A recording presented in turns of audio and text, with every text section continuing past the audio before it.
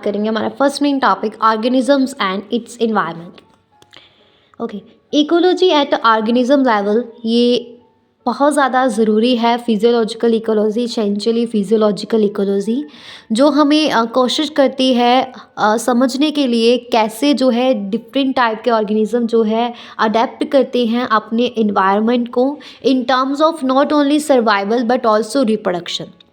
Ecology क्या है? Organism at the organismic level पे बहुत ज़्यादा ज़रूरी physiological ecology is essentially physiological ecology.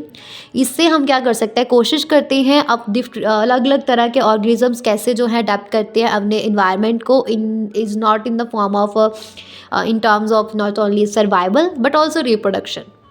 तो सीजनल वेरिएशन जो है together with the annual variation in a precipitation, rain में, स्नो में, account for the formation of major biomes जैसे कि डेजर्ट्स, रेन फॉरेस्ट, टंड्रा।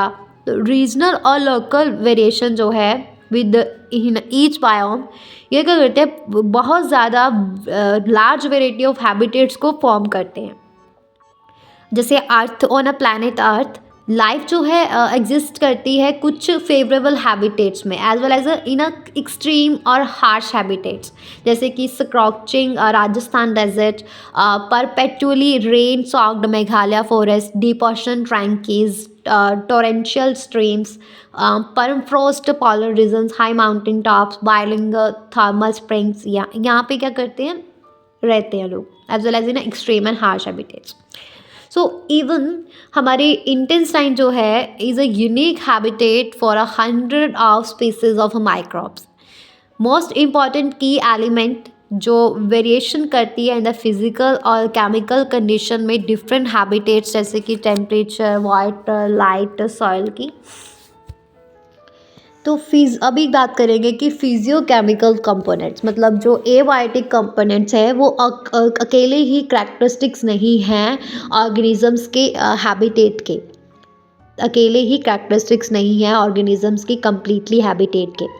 तो हैबिटेट्स में इंक्लूड होते हैं बायोटिक कंपोनेंट जैसे कि पैथोजेंस, पैरासाइट्स, प्रीडेटर्स, कॉम्पिटिटर्स, है ना। ये सभी क्या है ऑफ द ऑर्गेनिज्म जो क्या करते हैं, लगातार इंटरेक्ट करते हैं और over a period of time organism जो है ये क्या करते हैं, नेचुरल सेलेक्शन के थ्रू जो है इवॉल्व होते हैं एडेप्टेशन में to optimise its survival and reproduction its habitat.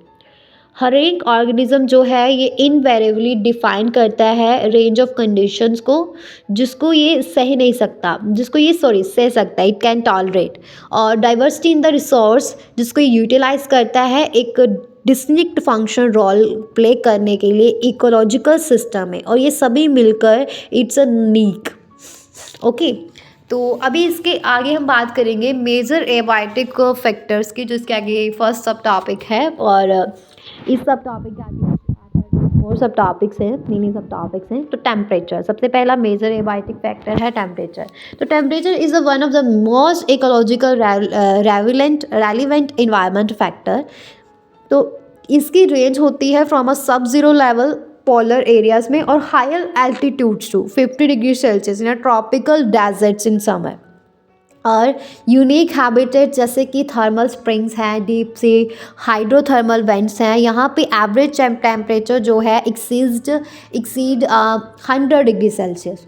Temperature जो है ये अफेक्ट करता है काइनेटिक्स ऑफ एंजाइम को through its a basal metabolism activity को इफ़ेक्ट करता है, और फिजियोलॉजिकल फंक्शन जो होते हैं ऑर्गेनिजम्स में उसको इफ़ेक्ट करता है टेम्परेचर।